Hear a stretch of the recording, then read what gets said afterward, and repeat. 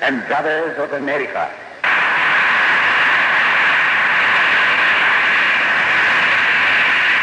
It fills my heart with joy unspeakable to rise in response to the warm and cordial welcome which you have given us. I thank you in the name of the most ancient order of monks in the world. I thank you in the name of the mother of religions. And I thank you in the name of the millions and millions of Hindu people of all classes and sects. My thanks also to some of the speakers on this platform who, referring to the delegates from the Orient, have told you that these men from far-off nations may well claim the honor of bearing to different lands the idea of toleration. I am proud to belong to a religion which has taught the world both tolerance and universal acceptance. We believe not only in universal toleration, but we accept all religions as true.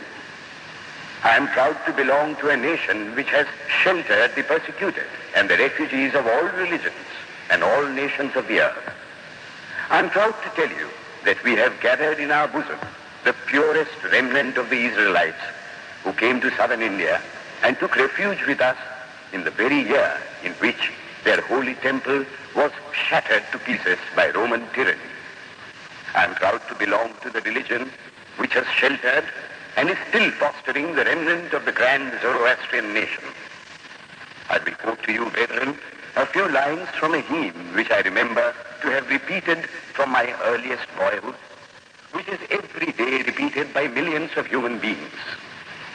As the different streams, having their sources in different places, all mingle their water in the sea, so, O Lord, the different paths which men take through different tendencies, various though they appear, crooked or straight, all lead to thee. The present convention, which is one of the most august assemblies ever held, is in itself a vindication, a declaration to the world of the wonderful doctrine preached in the Gita. Whosoever comes to me, through whatsoever form, I reach him. All men are struggling through paths which in the end lead to me. Sectarianism, bigotry, and its horrible descendant, fanaticism, have long possessed this beautiful earth. They have filled the earth with violence, drenched it often and often with human blood, destroyed civilization, and sent whole nations to despair. If not been for these horrible demons, human society would be far more advanced than it is now. But their time is come, and I fervently hope that the bell that tolled this morning in honor of this convention may be the death knell of all fanaticism, of all persecutions with the sword or with the pen, and of all uncharitable feelings between persons wending their way to the same goal.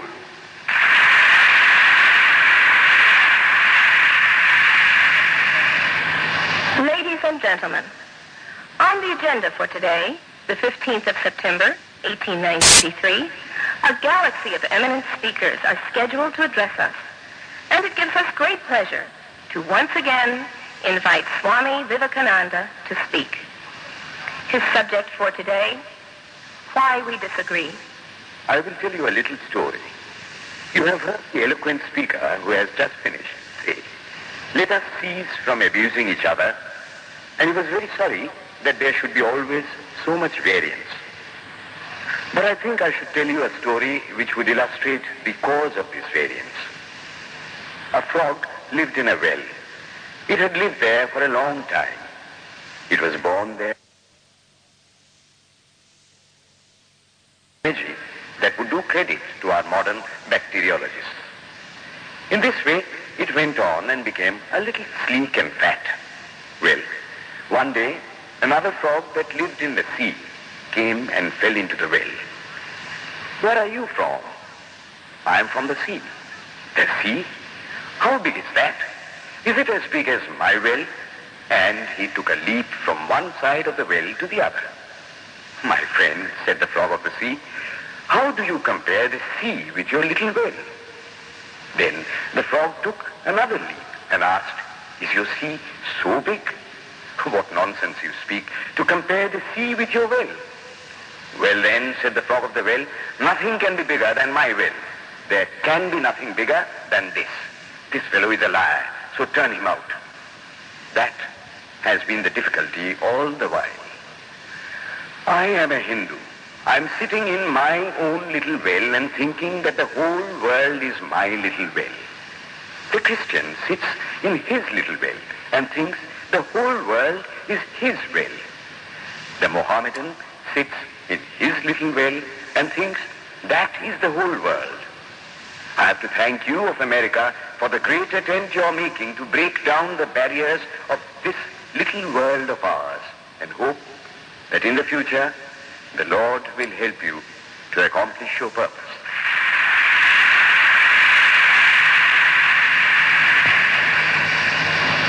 Delegates and friends, today, the 19th of September, 1893, is the 9th day of the World's Parliament of Religions. We have had the privilege of listening to many distinguished speakers from the world over address us on a variety of subjects. The time is at hand to now listen to the great monk from India, Swami Vivekananda, read his paper on Hinduism. Ladies and gentlemen, Swami Vivekananda. From the high spiritual flights of the Vedanta philosophy, of which the latest discoveries of science seem like echoes, to the low ideas of idolatry with its multifarious mythology, the agnosticism of the Buddhists and the atheism of the Jains, each and all have a place in the Hindu's religion. Where then, the question arises, where is the common center to which all these widely diverging radii converge? Where is the common basis upon which all these seemingly hopeless contradictions rest? And this is the question I shall attempt to answer. The Hindus have received their religion through revelation, the Vedas. They hold that the Vedas are without beginning and without end. It may sound ludicrous to this audience how a book can be without beginning or end.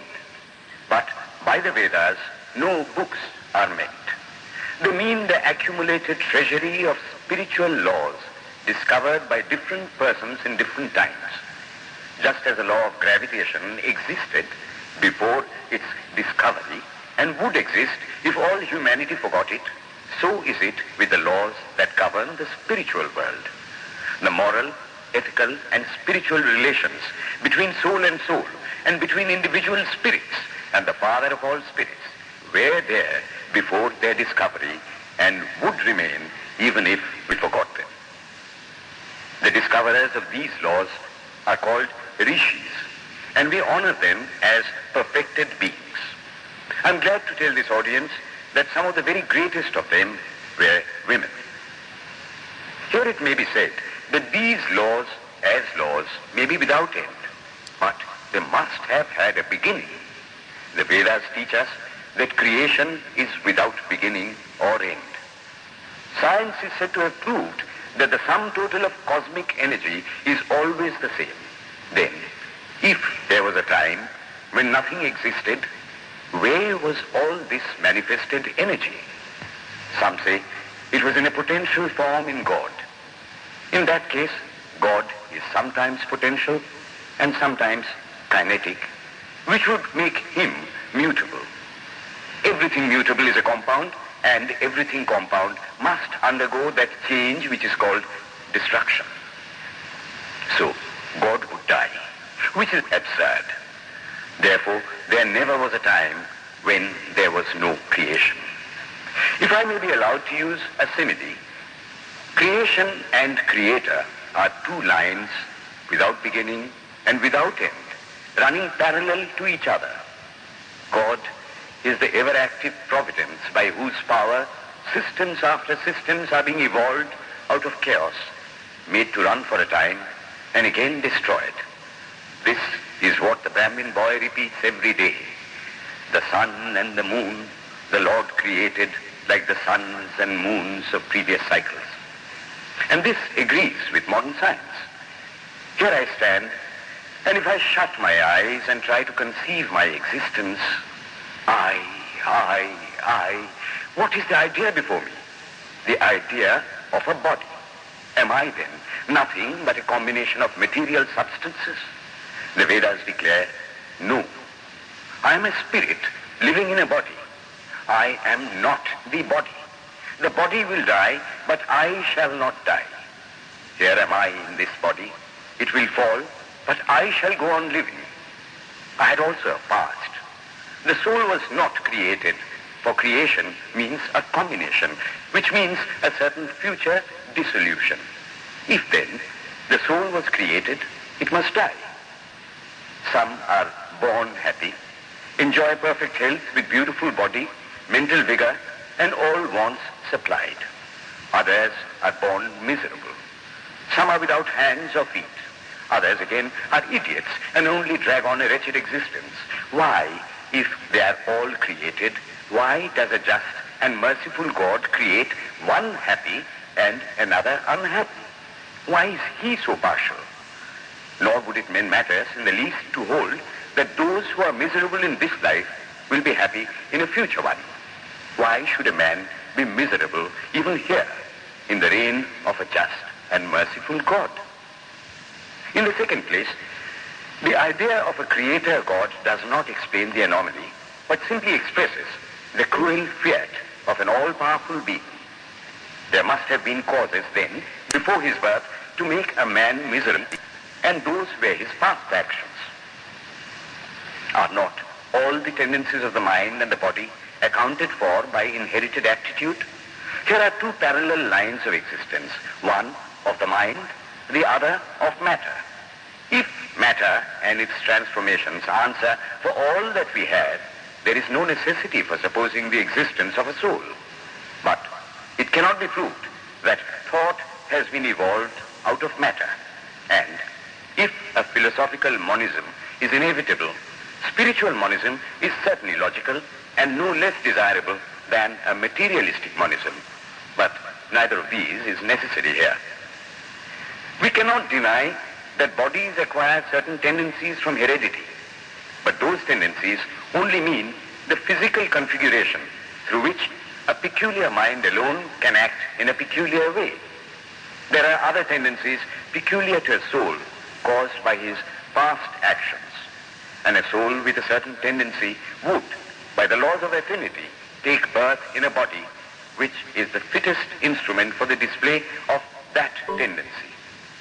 This is in accord with science, for science wants to explain everything by habit, and habit is got through repetitions. So, repetitions are necessary to explain the natural habits of a newborn soul, and since they were not obtained in this present life, they must have come down from past lives. There is another suggestion. Taking all these for granted, how is it that I do not remember anything of my past life? This can be easily explained. I am now speaking in English. It is not my mother tongue. In fact, no words of my mother tongue are now present in my consciousness. But let me try to bring them up. And they rush in. That shows that consciousness is only the surface of the mental ocean, and within its depths are stored up all our experiences. Try and struggle. They would come up, and you would be conscious even of your past life. This is direct and demonstrative evidence. Verification is the perfect proof of a theory, and here is the challenge thrown to the world by the rishis. We have discovered the secret by which the very depths of the ocean of memory can be stirred up. Try it, and you would get a complete reminiscence of your past life. So then, the Hindu believes that he is a spirit. Him the sword cannot pierce, him the fire cannot burn, him the water cannot melt, him the air cannot dry. The Hindu believes that every soul is a circle whose circumference is nowhere, but whose center is located in the body, and that death means the change of the center from body to body. Nor is the soul bound by the conditions of matter. In its very essence, it is free, unbounded, holy, pure, and perfect. But somehow or other, it finds itself tied down to matter and thinks of itself as matter. Why should the free, perfect, and pure being be thus under the thraldom of matter is the next question. How can can the perfect soul be deluded into the belief that it is imperfect? We have been told that the Hindus shirk the question and say that no such question can be there. Some thinkers want to answer it by positing one or more quasi-perfect beings and use big scientific names to fill up the gap. But naming is not explaining. The question remains the same. How can the perfect become the quasi-perfect? How can the pure, the absolute, change even a microscopic particle of its nature? But the Hindu is sincere. He does not want to take shelter under sophistry. He is brave enough to face the question in a manly fashion, and his answer is, I do not know. I do not know how the perfect being, the soul, came to think of itself as imperfect, as joined to and conditioned by matter. But the fact is a fact for all that. It is a fact in everybody's consciousness that one thinks of oneself as the body. The Hindu does not attempt to explain why one thinks one is the body. The answer that it is the will of God is no explanation. This is nothing more than what the Hindu says, I do not know. Well then, the human soul is eternal and immortal, perfect and infinite, and death means only a change of center from one body to another. The present is determined by our past actions, and the future by the present. The soul will go on evolving up or reverting back from birth to birth and death to death. But here is another question. Is man a tiny boat in a tempest, raised one moment on the foamy crest of a billow and dashed down into a yawning chasm the next, rolling to and fro at the mercy of good and bad actions, a powerless, helpless wreck in an ever-raging, ever-rushing, uncompromising current of cause and effect, a little moth placed under the wheel of causation, which rolls on, crushing everything in its way, and waits not for the widow's tears or the orphan's cry? The heart sinks at the idea. Yet, this is the law of nature. Is there no hope? Is there no escape? Was the cry that went up from the bottom of the heart of despair. It reached the throne of mercy, and words of hope and consolation came down and inspired a Vedic sage, and he stood up before the world and in trumpet voice proclaimed the glad tidings. Hear ye, children of immortal bliss, even ye that reside in higher spheres. I have found the ancient one who is beyond all darkness, all delusion. Knowing him alone, you shall be saved from death over again. Children of immortal bliss. What a sweet, what a hopeful name. Allow me to call you, brethren, by that sweet name, heirs of immortal bliss. Yea, the Hindu refuses to call you sinners. We are the children of God, the sharers of immortal bliss, holy and perfect beings. Ye divinities on earth, sinners, it is a sin to call a man so. It is standing libel on human nature. Come up, O lions, and shake off the delusion that you are sheep. You are souls immortal, spirits free, blessed and eternal. Ye are not matter, ye are not bodies. Matter is your servant, not you the servant of matter. Thus it is that the Vedas proclaim not a dreadful combination of unforgiving laws, not an endless prison of cause and effect, but that at the head of all these laws, in and through every particle of matter and force, stands one, by whose command the wind blows, the fire burns, the clouds rain, and death stalks upon the earth. And what is his nature? He is everywhere, the pure and formless one, the almighty and the all-merciful. Thou art our Father, thou art our Mother, thou art our beloved friend, thou art the source of all strength. Give us strength. Thou art he that beareth the burdens of the universe. Help me bear the little burden of this life. Thus sang the rishis of the Vedas. And how to worship him? Through love. He is to be worshipped as the one beloved, dearer than everything in this and the next life. This is the doctrine of love declared in the Vedas. And let us see how it is fully developed and taught by Krishna, whom the Hindus believe to have been God incarnate on earth. He taught that a man ought to live in this world like a lotus leaf, which grows in water, but is never moistened by water, So a man ought to live in the world, his heart to God and his hands to work. It is good to love God for hope of reward in this or the next world, but it is better to love God for love's sake. And the prayer goes, Lord.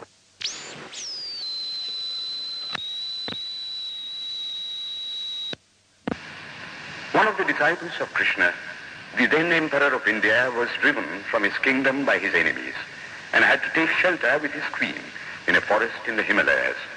And there, one day, the queen asked him how it was that he, the most virtuous of men, should suffer so much misery.